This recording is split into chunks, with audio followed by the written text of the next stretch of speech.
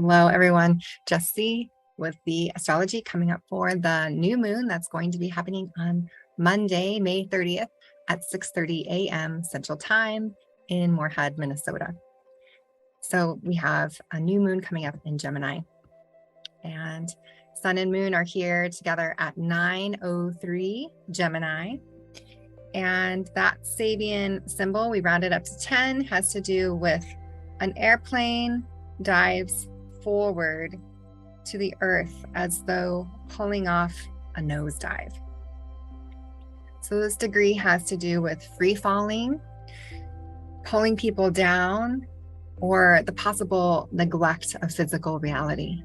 So if we've been too much in the air, it can also have to do with the idea of the Tower card, that when we fly too close to the sun or we get too much in pride, things come crashing down. It could also have to do with a very experienced airline pilot who knows how to do tricks and doing some kind of a nosedive. So that energy of coming back down to the ground, free falling. We have together here Hecate, the triple goddess who's in the beams of the sun and the moon. So she has to do with the energy of the crossroads, that of the feminine, which has been kind of kicked out and marginalized in our society. And so if we think of the air signs and falling down from the air, we're coming back to earth.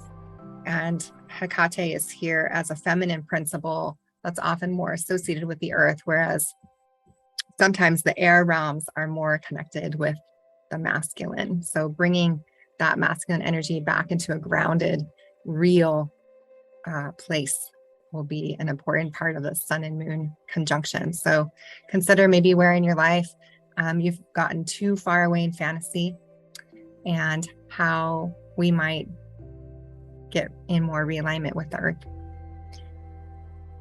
Other conjunctions we have, the sun and the moon are making a square to Juno here, the asteroid. Juno has to do with the balance of the masculine and feminine and bringing those energies into Hyros Gamos and a sacred relationship. So as this kind of descending and getting grounded energy is happening, it's going to be creating a tension with those places where we're working to find balance between the masculine and feminine. So look for that kind of friction arising, or if you notice it arising, see it as an invitation to come more into alignment. Gemini is also about finishing up the mysteries of the air. So Libra is the cardinal sign that initiates the air mysteries, which we have right here. And Aquarius is the fixed air signs that kind of solidifies the truth in place. And then Gemini is breaking up that which has got too fixed in the air and birthing a new mystery and getting ready for something else to be reborn. Considering too what needs to be broken up. Where is things out of alignment with ourselves, with others, with nature? And how can we get more grounded? Other aspects here, another square coming from the ascendant of this event. And right next door, we have Lilith asteroid here. And this is also in Gemini.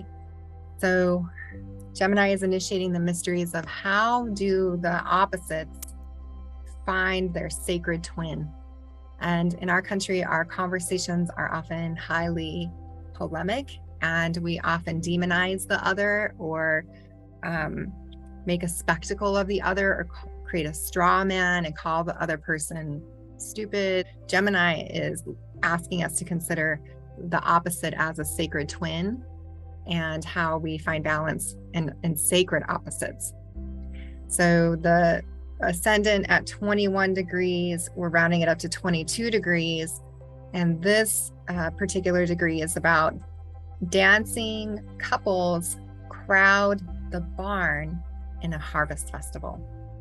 So there's some celebration and dancing with the community coming out to dance. So that is a part of the most fortunate path and a part of what this new moon is inviting us to embody. So this is squaring up here the conjunction with Neptune. And Neptune is at the 13 degrees here. Neptune just had Jupiter and Mars pass over it. So we may be extra dreamy and spaced out, having just kind of been initiated into deeper Neptunian mysteries with the flavors of Mars and Jupiter. So the dreams of Neptune may be a challenge for us to gather in community and dance. But that's what this new moon is asking us to do, to find again that celebratory community and that good energy that a barnyard dance can bring into our lives. The asteroid Lilith near the ascendant is making a trine from Gemini over here, and it's almost, Lilith asteroid is almost exact. She's at 2543, and we have Saturn here at 2508. The midheaven of this event is at 2119. That's the place in the sky that's directly overhead as this event starts to happen. And we have Shiva asteroid right here, almost exactly conjunct Saturn. And when it's a trine, those energies are flowing really well together. So Lilith as being the shadow of Eve, or the embodiment of nature herself that has been kind of disregarded by our modern day society, that we're still working to get in balance. Shiva is here with Saturn, really supporting that connection and bringing to the fixed airwaves maybe some wisdom of Lilith, the wisdom of the earth that will get restructured. Shiva is known as the Lord of the dance, the Lord of time, also associated with the death mysteries and dancing on graveyards. Shiva is also the masculine principle, considered to be the divine masculine counterpart. And I looked up his counterpart, Sita, and Sita was an embodiment of Lakshmi, who was the consort of Vishnu. And Sita means furrow. And in this story of Sita, she was abducted by a demon, and she was buried in the earth because even though in the original myth she remained pure in her abduction, there was some concern that she had not kept her sexual purity. So she was buried in the earth. And Sita here is conjunct Chiron, almost exact. We have Chiron here at 1524 and Sita is at 1529. And in the last eclipse cycle, we had Venus exactly conjunct Chiron. So here we have another feminine archetype conjunct the wound of humanity. And I think this energy is going to be reviewing the ways in which the feminine has been wounded with our notions of sexual purity and impurity. I see this as almost like a version of Persephone, of the feminine who's buried in the earth. She becomes the furrow. She's the deepest inside part of the earth. So energies around our sexuality, being punished, being feared for our sexuality, those kinds of themes may be highlighted during this transit. So here again is the conjunction Shiva at the midheaven and Saturn, and Sita and Chiron, all very important features of this new moon. Another trine we have is with Mercury retrograde. It's kind of hiding here behind this circle. 2637, Mercury went back into Taurus and is really close to that north node in Taurus. So reviewing the communications that we've been having and Mercury is making that trine to Pluto here. So expect conversations about the deep, as Pluto rules the underworld and is also connected to the myth of Persephone. We're going to be reviewing these kind of deep layers of the feminine psyche and also deep layers of the masculine psyche that has feared how deep the feminine can go, and possibly how within our unconscious collectively we've kind of demonized that which we don't know, or that which is beyond our ability to reach, and healing some of those layers and bringing a more sacred connection back to the deep, redeeming it from some of those more ancient taboos. How I think often in those choice points that we make, and how for women historically, we were asked to choose if we want to be in a sexual relationship or if we want to be virgin, and how it is that we're going to live our lives. If we're going to choose the path of the holy woman, what does that look like? Is it in marriage, or is it in a cave by oneself, or in a cloister? Think of the ancient Gnostic text, and the name is escaping me, but in it, it's this writing of the ancient feminine goddess voice where she weaves together the opposites, and she says, I am the wife, and I am one who has not been married. I am the virgin, and I am the whore. I am the holy woman, and I am the whore. So this kind of duality that the feminine is able to traverse, and the ability of the feminine to really be the goddess herself, is bipolar. She goes to heaven and to the depths of the earth, and how those polarities are woven together in the image of the goddess. I think some of those themes will be coming up for our reconsideration. All right, another very interesting conjunction in Aries is Mars and Jupiter are conjunct together at the beginning of Aries. And, this past week, as Mars went into Aries, we locally had a terrible shooting. And then there was another awful shooting that happened yesterday. And that was happening just as Mars was crossing over into Aries. And a lower aspect of that masculine energy of Mars and Aries is going to be very impulsive and aggressive, and not really thinking through the consequences of things. In both of these cases, they were young men acting very impulsively and aggressively. So the higher octave of Mars is able to harness that drive and that focus into the heart and into the soul path, to maintain that third eye focus of driving towards a sacred goal. The lower aspect is a very untamed Mars. So as this conjunction with Mars and Jupiter is continuing to happen, what was coming to me about all of these things is that the studies that they've done on meditations, where when there's more people meditating in a particular city, it does actually lower the crime rate. And so this is an opportunity for the collective, and also for the wise men in our community, to rise up and mentor those younger men who are struggling with how to wield this power, and to have the supports in the community with people committing to meditating to help bring down the violence, and to provide safe spaces and connections between the generations. So I do think in the past few years, through this whole pandemic, there's been more separation, and like this ascendant calls for, we need community, we need each other. And it's really important that we can learn to dance together again. So another aspect here is the Hecate asteroid, and I would also put the moon and sun, because they have a very wide range, are making a sextile to Mars and Jupiter.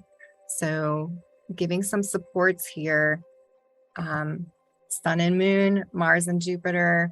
There's going to be a lot of reviewing of what it is that needs to be grounded.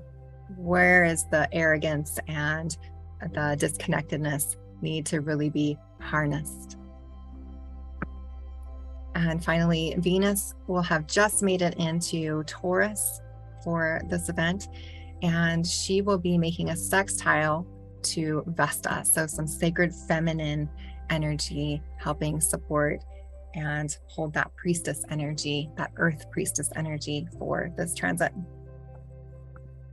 And finally, the vertex of this event is over here at about 12 Scorpio, and it's across from Athena asteroid, the warrior goddess, feminine warrior goddess, who is now conjunct with Uranus, the grandfather electrical genius information. So expect some breakthroughs of that feminine protector energy, new ideas coming forward, new ideas that might shift the way we understand science, and some breakthroughs of thought that could help humanity make some evolutionary leaps at this time. I'm offering, as usual, another ceremony on the new moon. And this is a time to gather as community and to really take some time to meditate, to go within, to journal. I'll be holding space, offering some mantras and some singing and some guidance and reflection at this time. We're going to meet at 6:30 p.m. Central Time, May 29th, on the night before, because the new moon will be exact at 6:30 in the morning the next day. And you can do this online. And if you can't make the exact time, I will have the recording up for a week following. So I hope that you will join me for that. All right, I'm going to stop sharing here. And let's consult the cards about what they have to say about this new moon energy coming up. So I'm asking for guidance for this new moon for the benefit of all beings who are watching and those connected in our lifetime, in our lives. What messages do we need to hear? We ask for guidance on the present situation, action to avoid, and action to move towards. All right, present situation. Ooh, that looks like a Gemini card, doesn't it?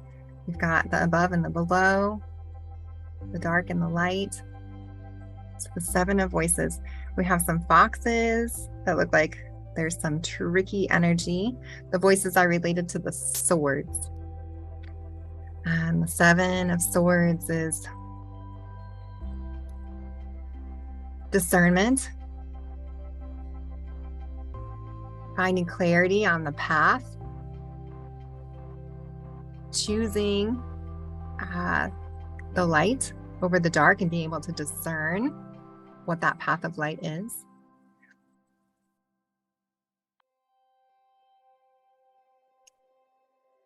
And the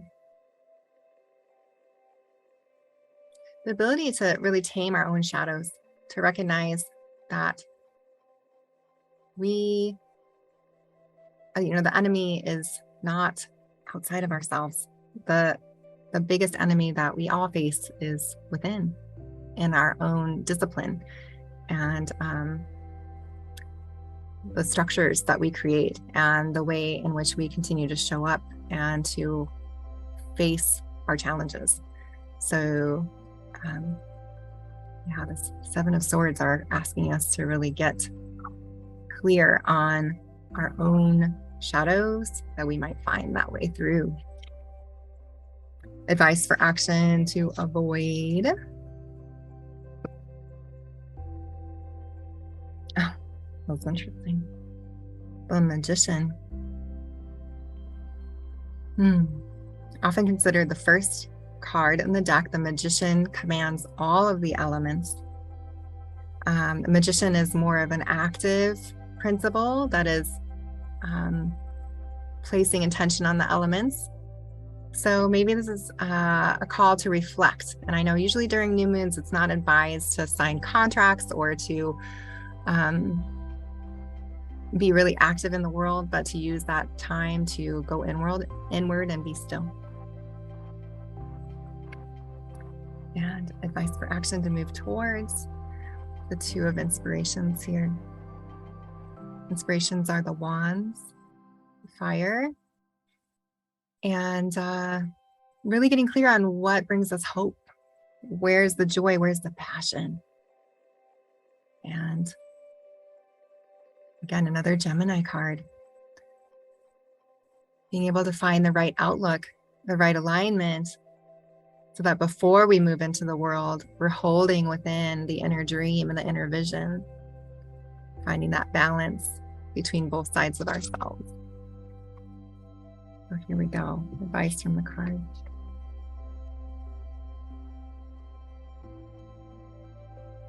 May we be guided in every way to face the depths that Pluto and Mercury may call us to face our shadows, to see clearly our passion, our soul star light, the energy that's guiding us, so that we can move in a balanced way. And may we take time to rest and be in stillness at this time, so that we can really charge up. When both these characters are seated, may our cups be full, may our hearts be full before we take action. Thank you so much for joining me. I would love to offer you a chart reading. I do offer them for individuals or couples, children, family, and it can be really helpful in making plans or understanding ourselves better and offering one another more compassion. So please let me know, and I look forward to working with you. And thank you so much for watching. I wish you many blessings during this next Gemini new moon. Thank you very much.